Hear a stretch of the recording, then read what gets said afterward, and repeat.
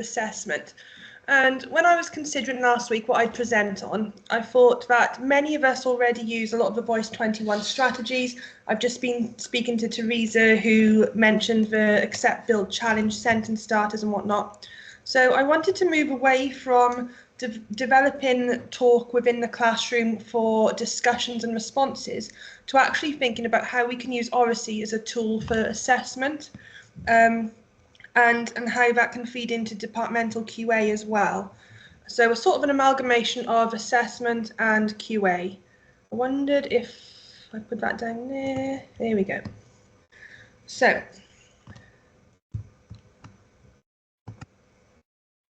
I'd like you to consider your department marking and feedback policy in the first instance and think about who is most accountable for seeing this through. And you can see there, I've just got a table of all the things that both stakeholders have to do. Your teachers, you have to mark maybe 4 or 5 times a fortnight. You have to use red pen. You have to provide purposeful feedback linked to success criteria. You have to focus on the literacy marking policy. You have to then provide a task and a target for the pupils to respond to. The pupil then, what they have to do is they simply read the feedback, they respond to that feedback, and they close the gap. And I wondered, is that where the onus should lie, on that teacher as the main stakeholder in providing this feedback, or is there somewhere where this pupil needs to take this a little bit further? You know, at the end of the day, the onus should be on the pupil to become that independent learner that we're encouraged to create. So should they be more accountable for the feedback they're receiving? And I started to consider that and then think about what part that plays in assessment for curriculum for Wales. Essentially, we need our pupils to make meaning of their marking. We need them to collate the feedback that they're receiving week after week or lesson after lesson to kind of gather a holistic view of what they can and can't do in your curriculum or in your lessons. So that took me to the Curriculum for Wales, the Supporting Progression Assessment Guidance. And I wanted to just pick out the statements which reflect upon the role of the learner within their assessment and how that can be supported by their Oracy development. And you'll notice that I've enlarged the sections of interest. Engagement between the learner and practitioners is essential, so that could be the written feedback that we provide in our books, but I wanted to focus then on the word engagement and how that could be done verbally as well. A wide range of assessment approaches build a holistic picture of the learner. So again, referencing that holistic picture of what the pupil can and can't do. And learners are at the heart of the assessment, being active participants in the process. Now, I refer to that phrase active participants quite a lot because it's important to me that the pupils actually are active in what they're coming to school for. You know, they have to play that part in the development of their own learning. And obviously that starts with the feedback they receive. So I have a question for you to consider. Currently, how well do learners contribute to discussions around their progression?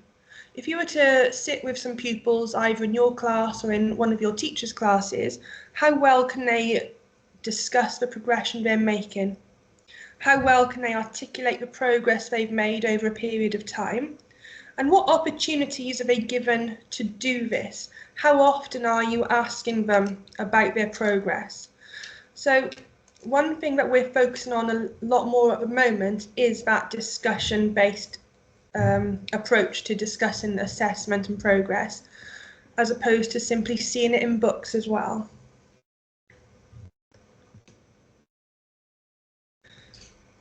The Curriculum for Wales Assessment Guidance also mentioned this, that assessment should focus on identifying each individual learner's strengths, achievements, areas of improvement and barriers to learning.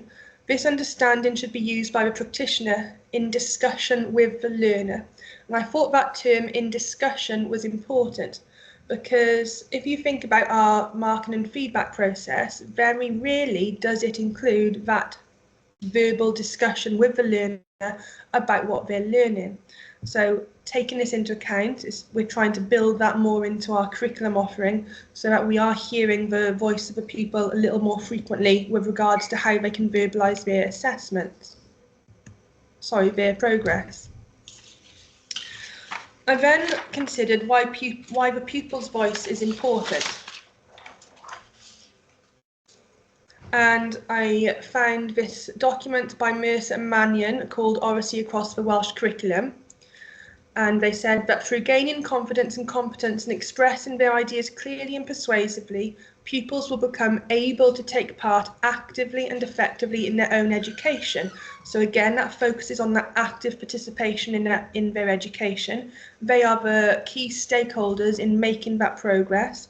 So therefore, they need to take on that active role. And that ties in nicely to the 4 purposes to the curriculum. And that took me to the curriculum design section of Hub, whereby it mentions that learners should be ambitious and capable who can explain the ideas and concepts they're learning about.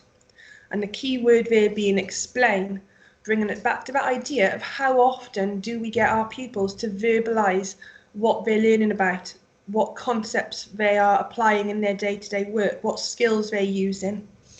Because is too much focus on the written content in their books, or are we able to actually have those discussions with pupils about what they're learning? I then did a little bit of research about pupil voice. So the previous slides have focused on pupils verbalising their progress and assessment. However, let's think about this from a curriculum leader point of view, whereby we need to be QAing our curriculum offering, we need to be QAing the lessons that are taking place in our departments, and obviously we have pupil voice as part of that QA process. So it states that various studies have confirmed the benefits of pupil voice for increased engagement, improved relationships, and better communication between pupils and the school. Again, they are key stakeholders, therefore they need that voice. They need to be expressing what's important to them in their lessons, how they're interpreting their learning, and how they're visualising their progress. And then I also considered, why else is pupils' voice important?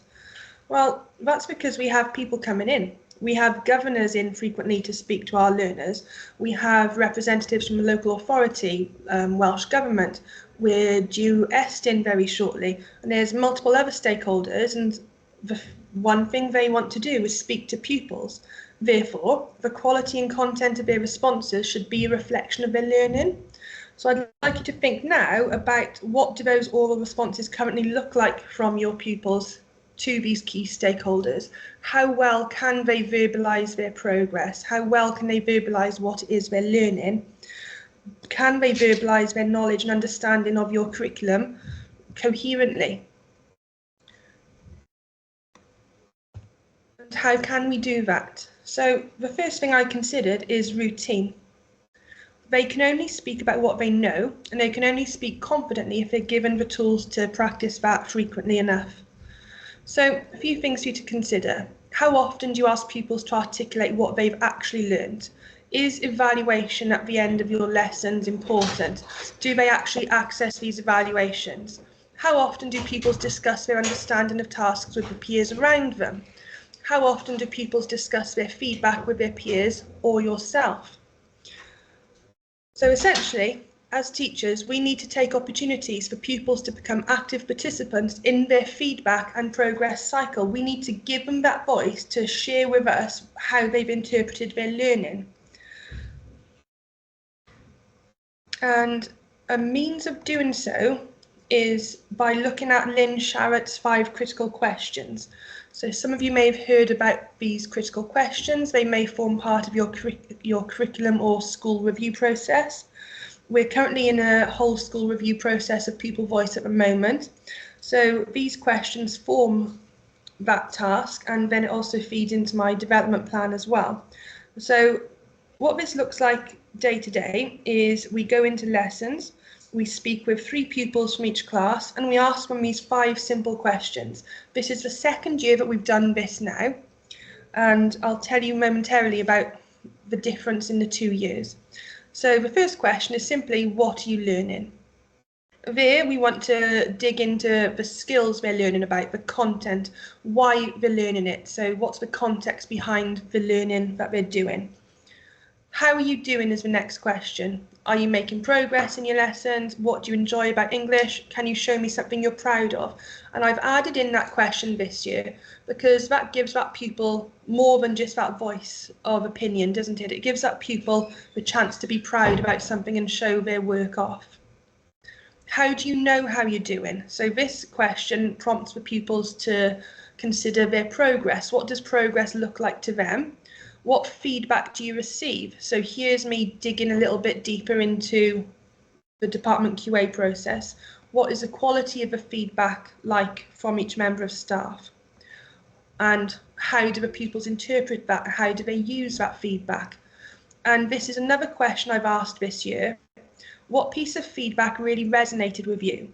Because on a surface level, pupils can simply say, oh yes, well, Miss told me I need to improve my spellings, or Miss told me I need to be more descriptive in my writing. But actually, is there anything that resonated with that pupil that really went beyond the simplicity of those statements? So it's always interesting to see what feedback that pupil received that really made a difference. These questions then, they allow me as a curriculum leader to understand the impact of our curriculum. It offers me the opportunity to explore whether our curriculum offers the breadth and depth of knowledge that's accessible to all learners. It makes me question whether all skills are being understood and applied in each classroom, but it also importantly gives a voice to the learner about their day-to-day practices. And here are the other two questions. How can you improve? So again, placing a vast onus on that learner as the main participant in their education. How well can they articulate their areas of improvement? Do they know how to improve, more importantly? And how can they challenge themselves towards that improvement? And then finally, where do you go to for help? How can you become more independent? And what could you do outside of lessons to further your understanding? So as I said, this is the second year that we've used these critical questions as part of our pupil voice for the review process. Last year, the questions were quite simplistic. The responses were quite simplistic. Pupils could tell you a vague idea of what they're learning. They weren't entirely sure why they were doing it in some instances. They could show you or tell you something they'd done that showed progress. However, when these questions then became part of our day-to-day pedagogy and our routine in our classrooms, we're now seeing a year later that the responses are much more refined and coherent about what they're actually learning. So on Tuesday, I went into two classes, a Set 6 and Set 5 Year 7 class. One was a library lesson, and I just spoke to 3 pupils in each class, and I've provided a snippet of what I found. So one pupil told me that the library lessons really helped me to improve my reading. I'm trying to be ambitious in what I read. So that pupil has simply gone beyond the library lessons that helped me to improve, but actually what they're then trying to do with regards to that lesson. Another pupil said, I'm determined to continue reading this book even though it's challenging because I know it will improve my vocabulary. So they're being reflective, they're able to consider why they need to read these challenging texts. And another example, I need to improve my sentence openers because I don't really do a lot of that just yet. So they were able to tell me what they don't do, and then they showed me the resource that they've been provided with that they could use. So they were able to reflect upon what they need to do to improve. So that's just a snippet of what I found in that 1 hour lesson on Tuesday. This review process takes 2 weeks, and that covers a range of classes across 7 to 10 at the moment. It focuses on the pupils' articulation of their learning and how they're able to articulate that to us. And like I said earlier, the reason that's improved in the last year is because it's become part of our routine. We evaluate learning at the end of lessons. They're able to explain to us what it is they've learned. And this is a really invaluable task in getting that pupil voice, one, so that they can track their progress over a course of time, because the assessment guidance from a curriculum for Wales is a little vague, so therefore let's put some onus on that pupil and let them explain and share how they're making progress.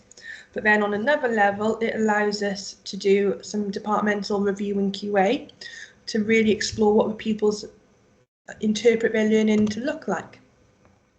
So what that looks like next is it simply informs our departmental review process. I'm able to identify any gaps in knowledge within the curriculum, and we consider how well they can articulate their progress. What does that look like to them? Does it look consistent across the classes? And it offers that invaluable touch of QA that we can look at with individual staff as well. And I've just put a question there of any further ideas. So based on what I've mentioned, is there anything that any of you do in your school that offers something similar with regards to pupil voice for progress and assessment, or pupil voice for the QA process?